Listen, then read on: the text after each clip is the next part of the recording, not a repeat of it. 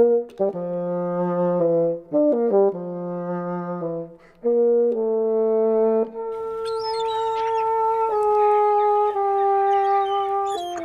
East Coast has changed enormously since I was a boy, and nowhere more so than right here.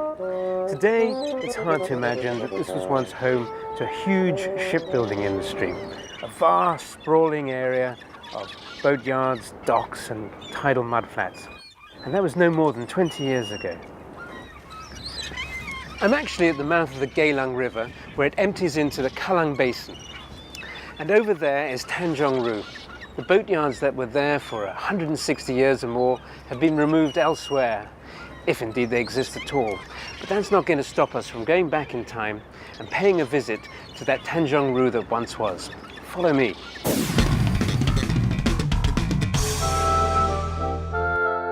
In Stamford Raffles' grand plan for his new settlement, he designated Tanjong-Ru as a marine yard in 1822, but it wasn't an immediate success. After a few false starts and a bankruptcy or two, the shipbuilders managed to struggle to their feet, and things took off in a big way in the 1860s. Ship repair and construction yards began to crowd its shores. An observer in the early 20th century described the town as a lethal mix of shipping, kampongs, sawmills and oil stores. Certainly a lively neighbourhood. And I'm told it was equipped with bomb shelters prior to World War II. Though I have my doubts, I must admit. Certainly these don't look like any bomb shelter I've ever seen. More likely they were storage for explosives or something inflammable. The roof seems pretty thin to stop a serious bomb, don't you think? Although World War II bombs didn't demolish Tanjong-Ru, 40 years later, the March of Progress did. A 34-hectare residential enclave was planned, and shipbuilding and repair industries were obliged to find homes elsewhere. The name Tanjong-Ru was retained, but the geography of the neighbourhood changed beyond recognition. The long, distinctive finger of land swallowed up by reclamation projects. The marine yards of Stamford Raffles vanished, along with the entire suburb of Tanjong-Ru, demolished and reinvented. The sandy coast was once fringed with hundreds of magnificent casuarina trees, or porok-ru, and it had been these that originally gave Tanjong-Ru its name. You'd be hard-pressed to find more than a handful today. There remains a single sole survivor of the Tanjong-Ru of yesteryear, and here it is, the Gospel Church building. No architectural masterpiece, it must be said, and sadly, all that remains of the once thriving shipbuilding suburb.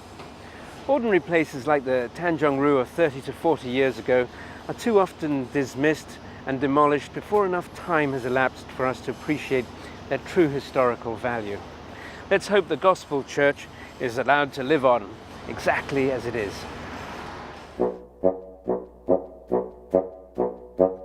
Moving quickly on, a few hundred meters further down Tanjong-Ru Road, we find ourselves at the junction with Fort Road. And just opposite is Katong Park, and there's more to this pleasant patch of green than immediately meets the eye. So what does this plaque have to tell us about the place? Well, quite a lot, but curiously enough, there's no mention of what we're actually here to see today. Because 100 years ago, a very substantial fort built by the British stood on this site, surrounded by a moat, complete with a wooden drawbridge. And we're off to meet a gentleman who I hope is going to tell us a little bit more about it.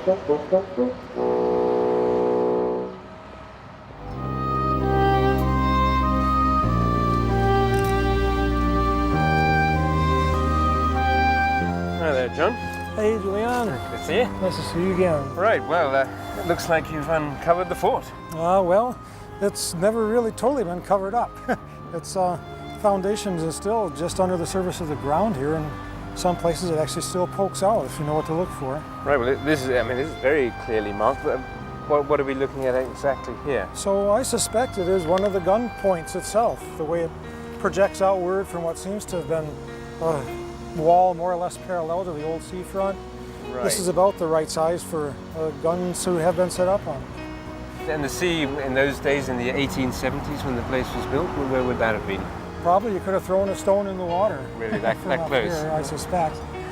And there, well, you can see the lines going back. So presumably, what do you think this structure? So probably a ramp. Yeah. You know, they would have had to bring up the cannon, Right. service the cannon, bring up the shells, run the guns up there originally. So Right.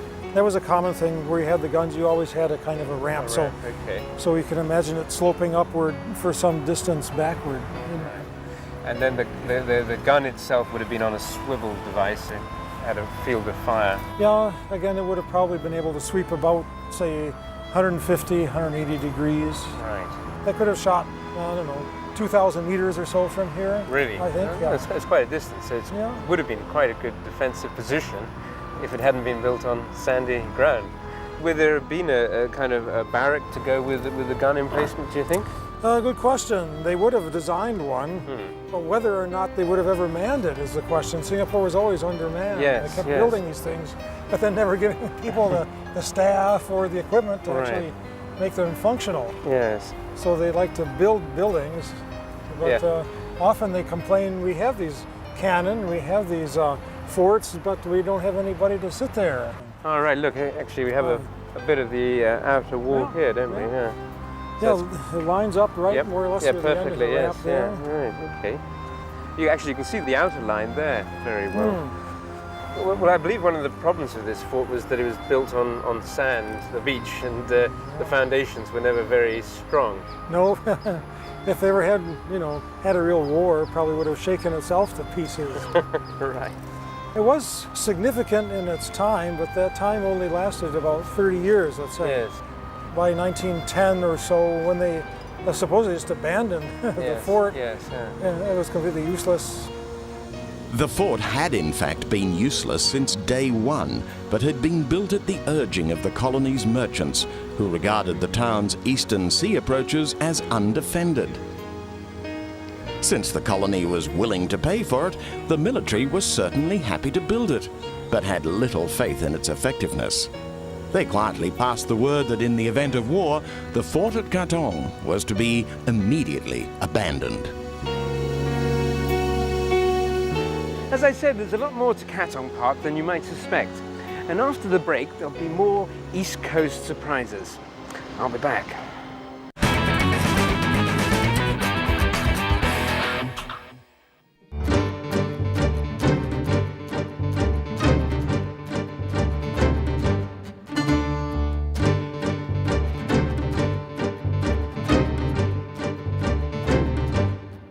Here in East Coast Road, we arrive at the site of what was once the popular Roxy Theatre. It was heralded 70 years ago as Malaya's most prominent seaside talkie cinema, in the days when Humphrey Bogart, Errol Flynn and Joan Crawford ruled the box office. Across the road from it, another Katong icon managed to survive into the 21st century and offered attractions of a quite different sort. For many decades, the Red House Bakery was renowned island-wide for its delicious cakes, breads and confections.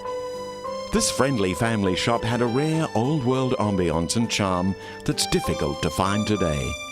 It closed its doors in 2003, but surprise, surprise, the distinctive red structure didn't suffer immediate demolition and is still standing today.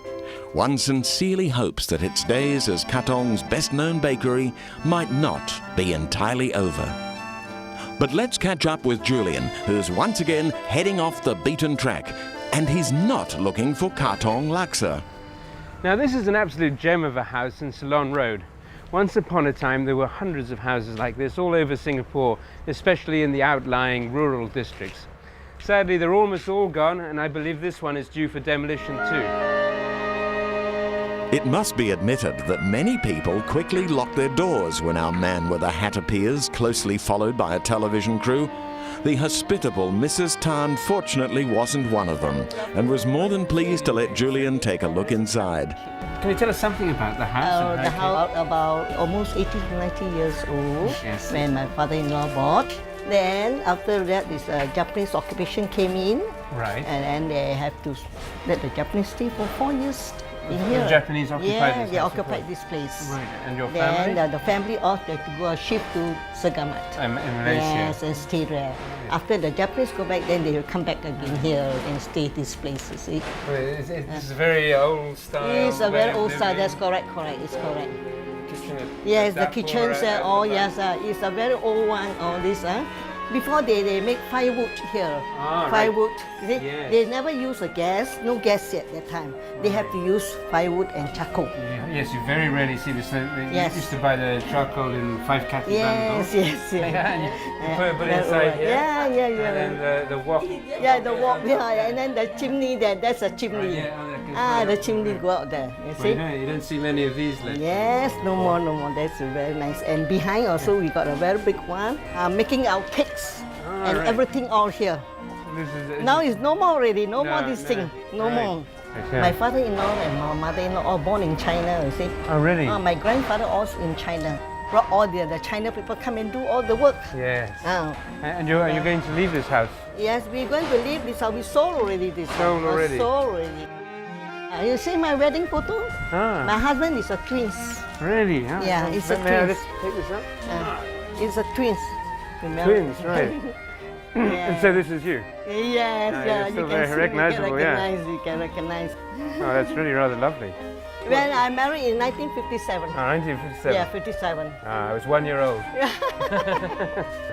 Before we got plants here, a lot of plants. We got soursop, we got coconut trees all, Right. a lot. Yes, and still got rambutan some- trees all around. Right. Got a chili there. Yeah, and yeah, pandan. yeah. Now I've been pulling down everything. Yeah. Yeah. But look, Yeah, look, there's a everything. lovely veranda at the back there, Yeah, yes? on the top.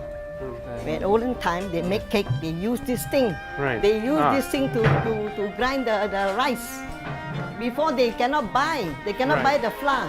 Oh, goodness. Right, this is making Right. rice flour. Yeah, right, make the kway teow rice or flour. something like that, yeah. Make cake. The rice, put in this hole, Yeah. and put water, and then grind. Right, and just go Yeah, round. That's correct. Oh, that's It's very difficult. well, I mean, you should give this to a museum before the house gets knocked down. Yeah, Really? now no more Seriously? already this thing. No more. You can never see this. Well, you don't see many houses like this No anymore. more already, yeah? Right, yeah. No more. So it's sort of like brick down below, and then upstairs is all wood. Yeah. This type of bungalow house no more already. In time, another 5, 10 years or 20 years, all finished, all become condo. Yeah. No more already, all collapsing. Well, I think we've been very fortunate to meet you, Mrs. Tan. A lot of those tourists, when they pass by, say, "Can I come in?" Sure. They come in and see and step all the photo. Those overseas, European peoples, or some they came from Europe, or they went to our opposite. The tour guide brought them to opposite. Oh, really? Then they saw here. So they just knocked on the door, my door, say, "Can I come in?" I said, "Sure." Oh, it's very kind of So you. they can come in and take. Yeah. He said, "Very beautiful." He said, "They never see this type of place anymore." I said, Yeah, quite they never right. got, yeah. Mrs. Tan's delightful home in Ceylon Road has for many years been an unofficial tourist attraction. However, what the international visitors had actually been delivered to Katong to see was another impressive structure just opposite.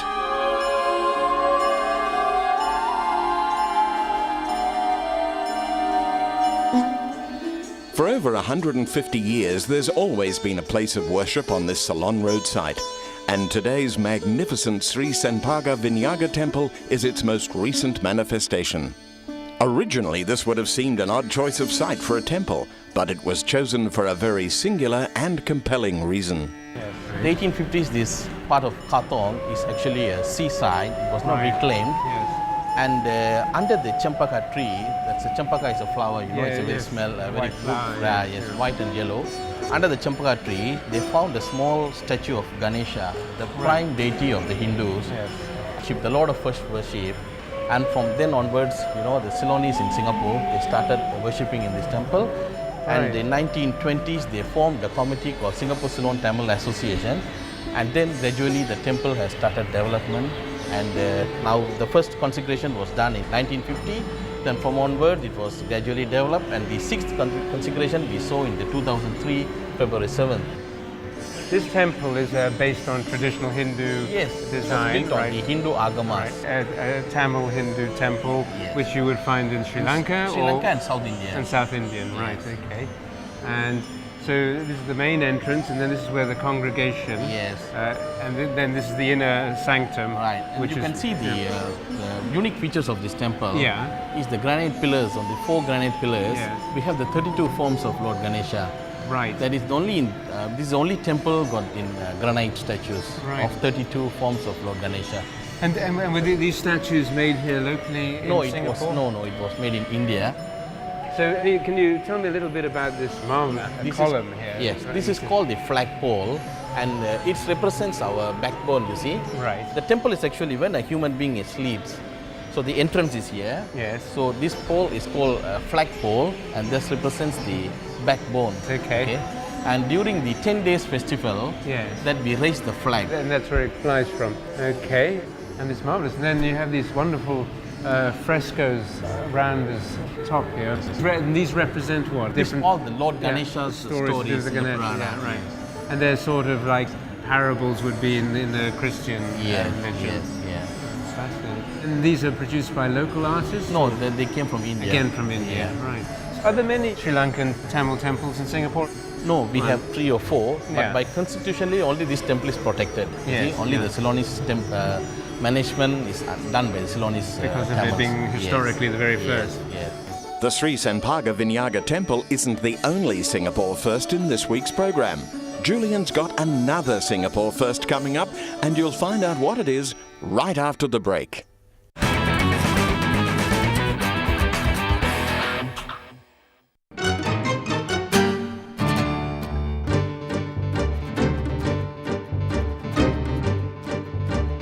I'm reliably informed that Julian isn't going to make us one bowl of Katong Laksa.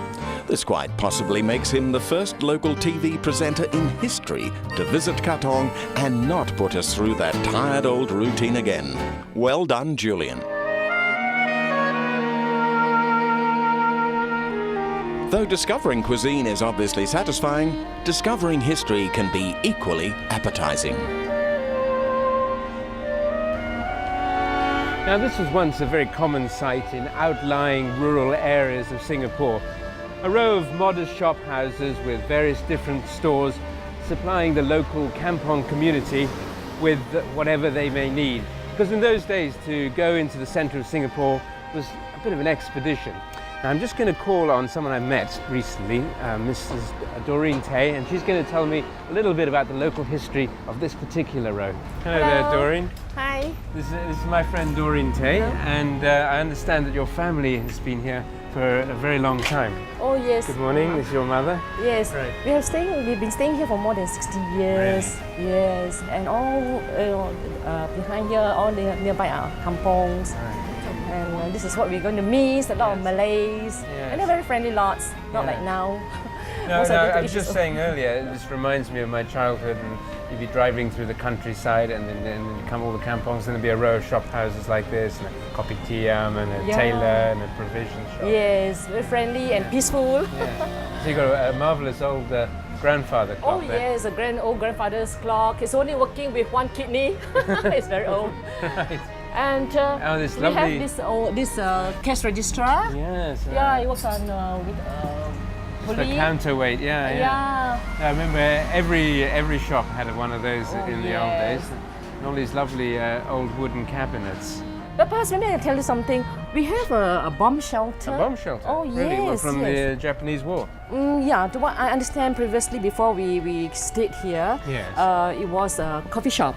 Oh, right, okay, Yeah. like a kopitiam. Yes, type kopitiam. something. Oh, Yes, and they have a stove here, a Yes. fireplace. Oh, there's a dapor at the back of the... Yes, Oh, sure. and this is where I understand it was a bomb shelter. It was dark over Really? here, you Yeah. see. I see, because in the old days that was a kind of hearth, but I suppose you could get it Yes, yes. inside underneath. Yeah, in fact, it was much higher than this, to what I understand. Oh, right, so okay. after we came in, Yeah, yeah. we redo the whole thing and make it a bit lower. It's much easier. So it's all covered up, you see. And this is your kitchen today. Oh, You have yes. your old style sink. I really like these. I like the shape. Yeah.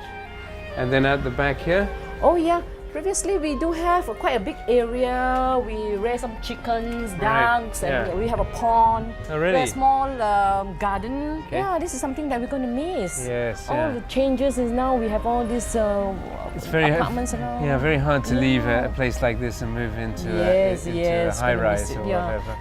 That would be a shame because Oh, yeah. I really love these old places. Yes, They yes. just remind me of my childhood, and one by one they go. It's like Yeah. losing your teeth. In the end, nothing left. Yeah, we're going to miss all this. Yeah. So we cannot bring back all this. Well, that was really rather fascinating. We've actually got one last port of call, but it's quite a walk from here. So while I do the legwork, why don't you take a peek at next week's programme? Hall Pike, Flint and Johnston. They're not a British law firm, and they're certainly not a 19th century boy band. So who exactly were they? In next week's programme, Forgotten Men and Boats Again, Julian's got the answer. And he's heading upriver as well. Armed only with a cheese sandwich, he's chugging off on a journey through the riverine past. But let's return to East Coast and see where our man's ended up. It had been my intention to give our East Coast programme a grand finish at the Grand Hotel. But unfortunately, renovation work has prevented this. Perhaps in a later programme we'll be permitted a glimpse. So, until next week, I leave you with a toast to the coast. Katong, king of the suburbs. Long may it remain so. Your good health. I'll be back with more East Coast Park. They say East Coast Parkway. There's a lot more to Katong Park than ordinarily you would suspect. Jesus, what can I say? And after the break, I'll be back with... Oh, I said I'll be back already. And after the break, I'll be back... There'll be even more East Coast Park. Yeah, sure. Here we get right up to it. The soul survived. Oh, sorry, I lost my lines there. All is, oh yes, thriving. Bloody hell.